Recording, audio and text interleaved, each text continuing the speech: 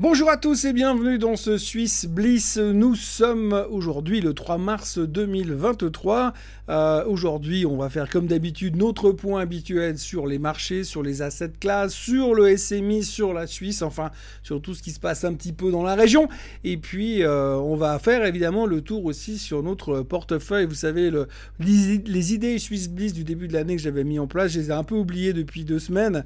Donc je reviens dessus aujourd'hui et je commence par ça, comme ça on pourra pas dire que je l'ai pas fait. Et puis je suis sûr pas de l'oublier à la fin pendant que je suis en train de tourner la vidéo. Donc on attaque tout de suite avec le Swiss Bliss, le générique, et après le générique, les idées du Swiss Bliss.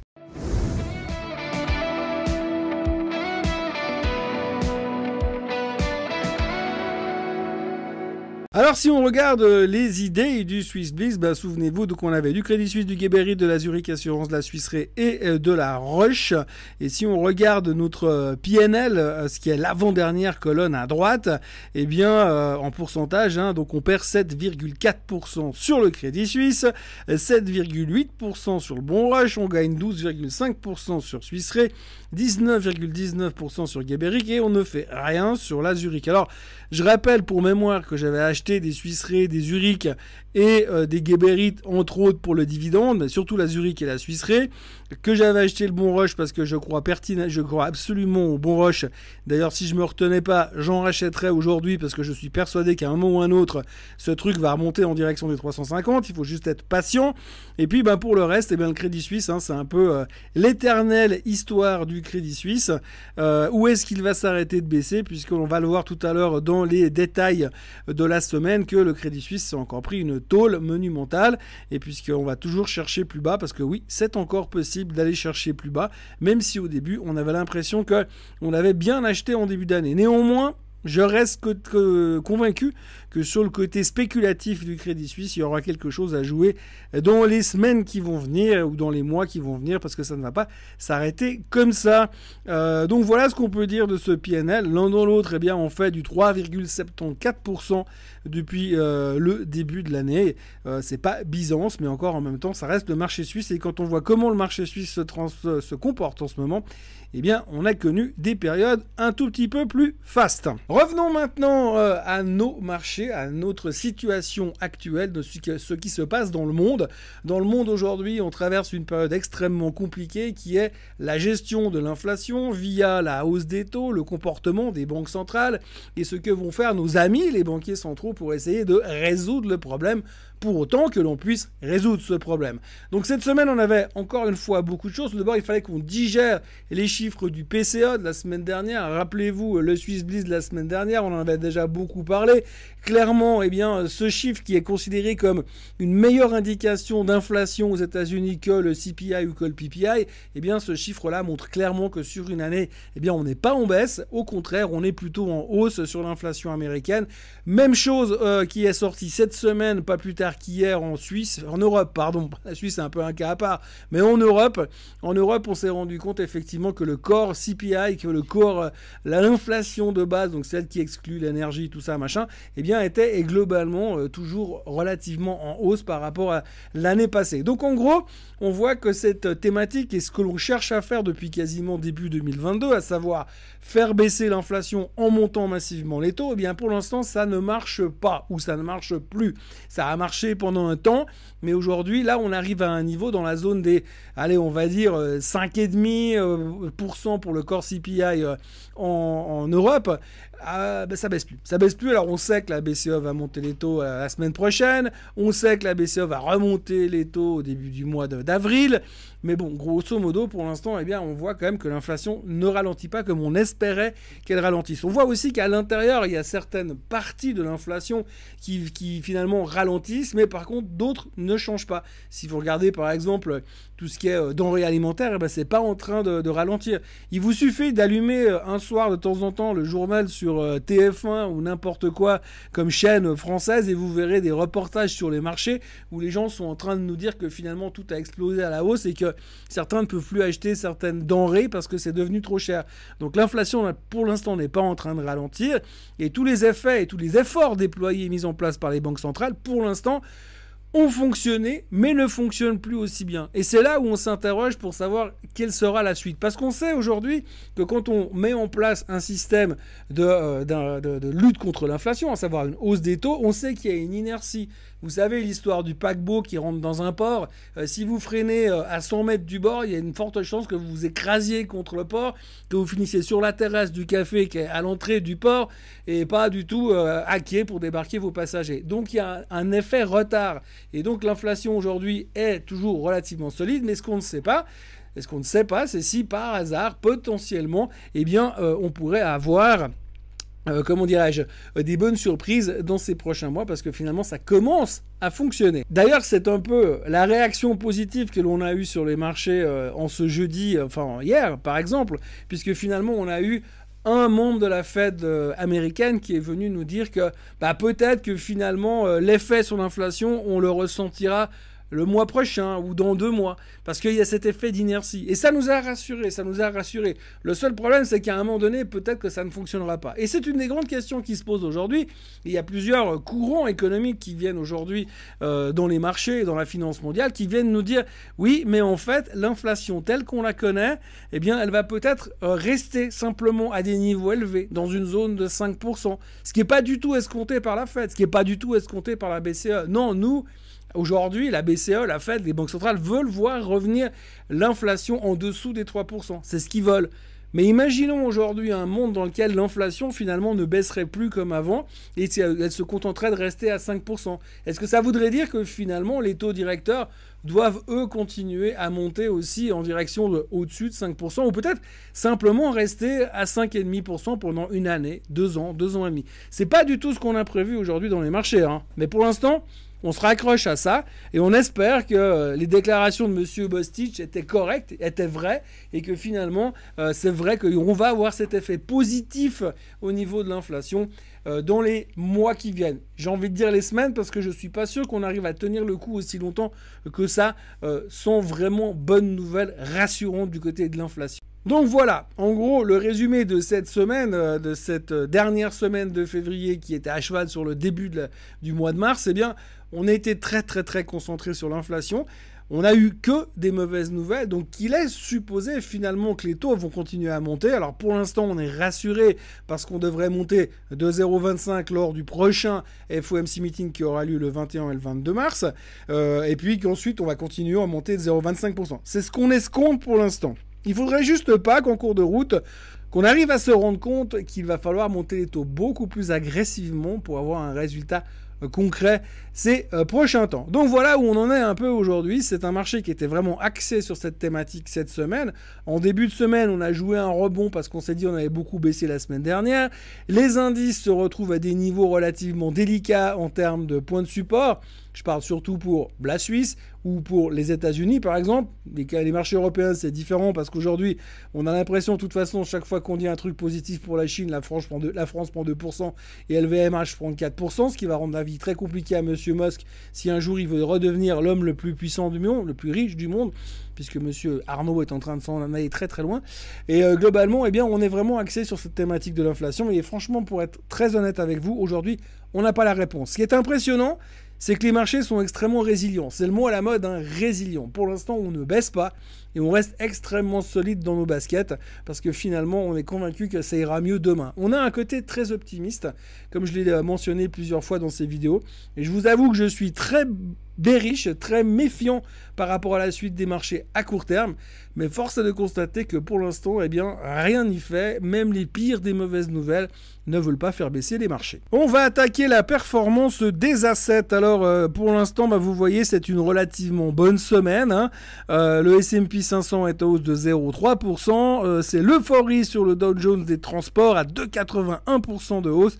Et puis au milieu, eh bien, ça se balade un peu partout, hein. Comme vous le voyez, le DAX plus 1,34%, le CAC plus 1,68%. Et puis finalement, les marchés qui vont mal, eh bien, c'est le SMI qui est quand même, mis à part le Brésil qui a un peu un marché à part, mais le SMI qui est le pire marché du continent européen cette semaine avec une baisse stratosphérique de 0,16%. Et puis le Bitcoin qui perd 3,6%, mais comme il en a pris plus ou moins 10 la semaine dernière, c'est pas très important. Et puis comme tout le monde sait que d'ici 2030, comme disait Madame Katie Wood, le Bitcoin sera à 1 500 000. il n'y a pas trop de questions à se poser de ce côté-là. Le meilleur moyen que vous puissiez faire pour devenir très très riche et prendre votre retraite le 1er janvier 2031, c'est d'acheter du Bitcoin. Alors prenez un call Bitcoin avec un strike à 1 450 000, échéance décembre 2030, et vous serez très riche le lendemain du nouvel an. Si je prends les perfs du SMI, bien entendu dans les losers de la semaine, on a le Crédit Suisse qui était le winner de la semaine dernière, donc 5,7%, 5,8% quasiment de baisse pour le Crédit Suisse. Alcon qui a publié ses chiffres, on y reviendra tout à l'heure, et puis Swiss Life qui a également publié ses chiffres, qui est le gros vainqueur de la semaine devant Holcim qui également s'en sort relativement bien, là aussi avec des chiffres positifs et pas mal de recommandations à l'achat de la part de certains brokers en Suisse en ce moment. Et puis Richemont en 3e position, on peut facilement trouver une justification à la hausse de Richemont. C'est du luxe, alors grâce à la Chine, tout va bien. Petit tour technique au niveau du SMI. Alors comme vous le voyez en ce moment, je parlais la semaine dernière de notre fameuse tendance haussière que l'on avait ici depuis le mois de septembre. Tendance haussière qui a donc cédé cette semaine, puisque aujourd'hui, alors ce matin, on rebondit, bien sûr, parce que la Fed nous a rassurés, mais pour l'instant, si je zoome un peu sur la situation, on a cassé cette tendance haussière, on est allé rechercher la moyenne mobile des 50 jours. Aujourd'hui, on explose à la hausse, bien sûr, parce que ça va tout changer, mais grosso modo, on a quand même un SMI qui se trouve dans une situation délicate parce qu'il est en train de tester ce support qui n'est pas innocent puisqu'il date quand même du mois de septembre. Donc si on est logique en termes de tendance, on va devoir se concentrer maintenant simplement sur la tendance de fond qui passe par là, qui est toujours la tendance baissière. Et si on rebondit, il va falloir non seulement revenir dans la tendance, mais après il va falloir surtout être capable de sortir par le haut pour vraiment tout casser. Mais pour l'instant, on est vraiment dans une zone qui est un tout petit peu délicate. On va dire qu'on est comme sur une espèce de balance en ce moment. On ne sait pas de quel côté ça va basculer, mais quand ça va basculer, ça va être assez intéressant à observer. Le S&P 500 qui a rebondi, j'ai envie de dire, comme un cas d'école. Donc, cas d'école qui s'est exprimé hier. On a vu ici, on a tenu cette tendance haussière. Cette fois, ce que nous, on n'a pas tenu en Suisse, les Américains, eux, ils ont tenu cette tendance de fond. Tendance de fond qui passe par la moyenne mobile des 50 jours et des 200 jours qui sont en forme de Golden Cross. Et le marché est reparti à la hausse. Donc c'est presque un cas d'école parce qu'on s'est arrêté où il fallait s'arrêter. On est allé tester juste en dessous pour faire le coup du faux break à la baisse. On a des stochastiques qui sont au plus bas et qui sont clairement survendus. Et donc, avec les commentaires positifs de Monsieur Bostich, on a pu imprimer de l'argent et racheter encore une fois le marché. Donc, la logique voudrait, en tout cas, même si la rationalité économique est peut-être un peu différente aujourd'hui, la logique voudrait que le S&P reparte encore une fois tester cette zone des 4100, cette 4140 qui sera potentiellement un point de sortie. Mais pour l'instant, on est extrêmement solide et il n'y a rien qui veut lâcher du côté du S&P. Une autre chose que j'aimerais vous montrer, c'est la VIX, la volatilité, l'indice de la volatilité. Alors, vous voyez, on est en train de, pour parler français, de ne pas foutre grand-chose depuis quelques temps. On est en train de se traîner dans cette zone là qu'on a au centre du graphique, cette zone ici. On va nulle part, on est coincé entre une vol à 24,20 et une vol à 18,30 et on est aussi dans ce range là pour l'instant. Vu ce qui est en train de se passer, il y a pas mal de gens qui sont en train de dire qu'on est en train de tester, mais à un moment donné on devrait partir à la hausse en fonction des nouvelles. Et étonnamment par rapport à ce qui s'est passé sur l'inflation, on est même carrément étonné que sur des chiffres dégueulasses de l'inflation du PCE la semaine dernière, la vol a littéralement explosé. Et aujourd'hui, on a redescendu quasiment au plus bas, alors que finalement, derrière, on a eu l'inflation en Europe qui montre que ça ne va pas mieux.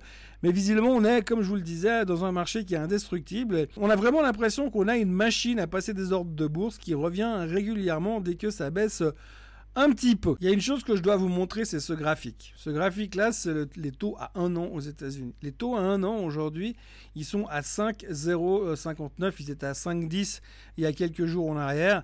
Mais on voit clairement que c'est une indication comme quoi la tendance des taux est en train de partir à la hausse. Ce qui est assez intéressant à observer sur ces taux, c'est qu'on dit que c'est plus ou moins une indication de où on verra les taux dans quelques mois. Et on peut toujours le crosser, entre guillemets, le comparer également avec le 2 ans. Et le 2 ans, vous le voyez ici, eh bien c'est encore pire. On est au plus haut. On est en train de casser les plus hauts qu'on avait fait au mois de novembre.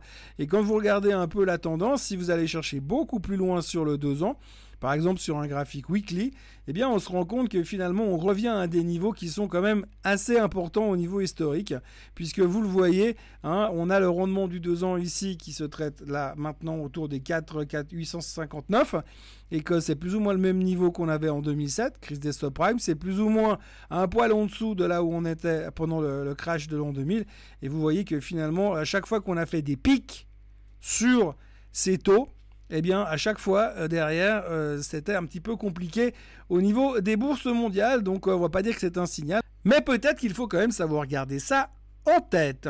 Donc, dans les titres de la semaine, nous avons le Crédit Suisse, bien sûr, qui est le loser de la semaine. La raison principale, eh bien, c'est que la FINMA leur a collé une enquête sur le dos. C'est pas nouveau. Ils leur ont fait de gros reproches dans l'affaire Greensill, de gros manquements à leurs devoirs, blablabla. On connaît l'histoire. Le Crédit Suisse s'est félicité de cette fin d'enquête, surtout que l'enquête soit terminée, mais en gros encore des reproches, et dans la foulée le titre continue de baisser. Je crois que pour l'instant il faut juste pas trop se poser de questions, parce qu'on est en train de tirer sur l'ambulance, de frapper un homme à terre, et le Crédit Suisse continue à se prendre des claques monumentales. Je vous montre même pas le chart parce que ça donne mal au vide, mais grosso modo ce qu'il faut retenir, c'est que ça continue dans la même dynamique, et que pour l'instant c'est pas réglé, mais comme je vous l'ai dit en accroche de cette émission, moi je joue plutôt le côté spéculatif. Le graphique que vous avez sous les yeux à l'instant, eh bien c'est Alcon. Alors Alcon a publié des chiffres qui étaient décevants, donc forcément, eh bien, on voit très clairement que ça s'est ressenti sur le graphique, hein. La correction a été sévère.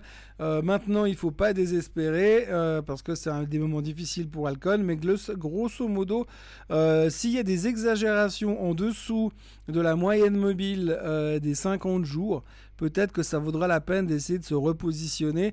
Pour ceux qui maîtrisent un peu le concept des puts, essayez peut-être de vendre des puts avec un strike autour des 60, avec 6 mois d'échéance, parce qu'il pourrait y avoir un petit rebond, ce qui vont faire que vous encaissez relativement facilement de la prime. Donc résultat décevant pour Alcon, surtout par rapport à ce qu'ils ont fait l'année dernière. Adecco a également publié ses résultats cette semaine. Grosso modo, c'est un peu un copier-coller de ce qu'ils ont fait l'année dernière. On affiche aussi une baisse de la rentabilité, le dividende qui reste stable à 2,50 francs, et puis l'intégration du géant du franco-belge qui s'appelle AK, eh bien ça a pesé quand même pas mal sur la rentabilité d'Adecco, mais finalement quand on regarde le graphique, ils s'en sortent pas trop mal. Vous voyez très clairement que le graphique d'Adecco, pour l'instant, on est dans un trend haussier plutôt encourageant, et on a surtout une Golden Cross aussi. Vous voyez, il y en a plein partout en ce moment, c'est la saison des Golden Cross qui est en train de se dessiner aujourd'hui. En tout cas, pour quelqu'un qui fait de l'investissement à moyen long terme, eh bien ça a l'air plutôt intéressant, parce que si vous regardez un petit peu la dernière tendance qui avait été dessinée ici à cette époque-là, en septembre, eh bien on a eu derrière une grande baisse qui nous a quand même fait passer de 59,70 à 34,56. Donc si on joue la thématique dans l'autre sens, pour l'instant on a une tendance haussière qui se dessine gentiment. Après, il faudra faire bien évidemment attention à une chose, c'est qu'il n'y ait pas un ralentissement massif de l'emploi aux États-Unis entre autres ces prochains temps, sinon ça pourrait changer un tout petit peu la donne, mais pour l'instant le graphique est plutôt intéressant. Dans les chiffres positifs de la semaine, on notera aussi Kuehne + Nagel qui a satisfait, on va dire, les analystes, hein. Grosso modo, bon chiffre, belle croissance, relativement positif pour Kuehne + Nagel. Ça se ressent donc très très bien aussi au niveau du graphique, qui est en train de casser sa tendance et rentrer dans une phase potentielle d'accélération, donc assez encourageant également chez Kuehne + Nagel. Autre graphique, autre chiffre trimestriel, Swiss Life qui a publié de très bons chiffres, un bénéfice net en hausse de 16%, une augmentation de dividendes de 5 francs encore de plus pour les actionnaires, donc ça va bien, surtout pour les actionnaires. La tendance de fond est cassée également en phase accélération en ce moment sur Swiss Life, donc tout va bien dans le secteur des assurances. On est vraiment un tout petit peu, enfin non, on est carrément suracheté pour l'instant au niveau des des stochastiques, donc attention au retour, mais globalement, franchement, un bon trimestre encore une fois pour les financières, la financière Swiss Life. Petite nouvelle qui a trait aux pharmaceutiques indirectement, on a appris cette semaine que Genentech, la filiale de Roche, attaque Biogen aux États-Unis. Ils avaient un partenariat à l'époque concernant un médicament qui s'appelle le Tysabri, et ce partenariat aujourd'hui a été remis en question, mais surtout, eh bien, Genentech reproche à Biogen de ne pas avoir payé les royalties qu'ils devaient payer. Donc bref, ils sont en procès, et comme on sait, ces procès-là peuvent durer longtemps, coûter très cher et être très très compliqués, mais il faudra le retenir. Si Genentech venait à gagner, peut-être que potentiellement ça donnerait un petit peu de bonnes nouvelles du côté de Roche, qui n'arrive plus à bouger au fond du bac, comme je le disais tout à l'heure. Mais voilà, il faudra retenir quand même qu'il y a ce procès qui est en cours, donc on va certainement en reparler ces prochains temps. Et puis on va parler rapidement de Meyer Burger. Alors Meyer Burger a adopté une nouvelle plateforme de production pour ses produits de modules solaires. Alors j'y connais pas grand chose, mais bref, la manière dont ils vont structurer leurs modules, eh bien la production sera réduite un petit peu, et puis ça a été pris assez mal par les marchés. Sur la nouvelle, le titre a perdu 14%, mais ce qu'il faut surtout retenir, et au-delà finalement de cette mauvaise nouvelle, c'est que c'est dans une volonté d'amélioration que Meyer Burger a mis les choses en place. Et si on lit un petit peu à droite à gauche les recommandations qui ont été faites par les analystes, eh bien on est dans une situation qui est plutôt intéressante, et il faudrait rester positif. Et donc ça tombe bien, parce que vu que le titre a beaucoup baissé, il y a peut-être une opportunité de rechoper le train dans cette tendance haussière qui reste, malgré la correction, relativement bien affirmée sur le graphique. Alors vous le voyez, il faut toujours prendre les choses un peu avec des pincettes, mais on a quand même une tendance haussière qui se dessine latéralement ici, enfin de cette manière légèrement haussière, et puis après on avait l'autre qui était un peu plus raide. Alors là ça a été cassé, bien sûr. Ce que je retiendrai positivement, c'est que pour l'instant on est revenu sur la moyenne mobile des 50 jours. Donc je veux bien croire que cette production est décevante, mais quand on voit les commentaires des brokers, je suis pas sûr qu'on revienne jusqu'ici, jusque sur la tendance de base, et peut-être qu'on va s'arrêter dans cette zone-là entre 0,49, 0,50 avant de repartir à l'assaut. Donc pour ceux qui ont envie de jouer quelque chose relativement rapidement, mais aussi sur le long terme, eh bien un Meyer Burger semble relativement bien déterminé, bien positionné pour repartir, parce qu'encore une fois, je ne suis pas spécialiste ni analyste financier, mais on a quand même le sentiment que c'est pas si catastrophique que ça, puisqu'il y a une volonté de faire mieux après. Voilà ce que l'on pouvait dire grosso modo sur ce Swiss Bliss le premier Swiss Bliss de mars. Il faut quand même reconnaître qu'on vit une période assez particulière, surtout sur le SMI. On a vraiment l'impression qu'il y a très très peu d'intérêt. On voit le niveau du Bon Roche, on voit le niveau de Novartis, on voit les problèmes du Crédit Suisse, on voit que Nestlé ne fait plus grand chose. C'est clair que quand vous avez les bancaires qui sont un peu au milieu de nulle part, surtout au milieu de nulle part pour le Crédit Suisse, Roche et Novartis qui sont sur le bas du range et qui ne font rien, Nestlé qui ne fait pas grand chose, on peut pas systématiquement compter sur les assurances pour tirer le SMI. Néanmoins, pour ceux qui sont relativement bien positionnés sur le secteur des assurances, ça reste bien évidemment un secteur très intéressant. Les chiffres sont globalement bons, les dividendes sont extrêmement élevés, et dans cette période-là, j'ai envie de dire que sur la Suisse, il faut se raccrocher aux dividendes et puis attendre finalement qu'on revienne dans la période des pharma, parce que pour l'instant, on est vraiment, mais c'est pas uniquement en Suisse, hein, c'est globalement dans le monde entier, où finalement plus personne ne veut de pharmaceutique. On a l'impression qu'on va plus jamais être malade ces prochaines années, et après le Covid, on n'a plus trop envie d'investir dans ce genre de thématique-là, mais pourtant, et bien évidemment, ça va revenir, hein, et les gens vont se reconcentrer sur ce type de valeur, et on arrive surtout à des valorisations, que ce soit sur Roche ou sur Novartis, à des niveaux bas du range, pas cher depuis des années. Il faut quand même signaler que Roche est au même niveau que là où nous étions en pleine crise Covid. Je pense qu'aujourd'hui, on arrive gentiment à des niveaux relativement intéressants.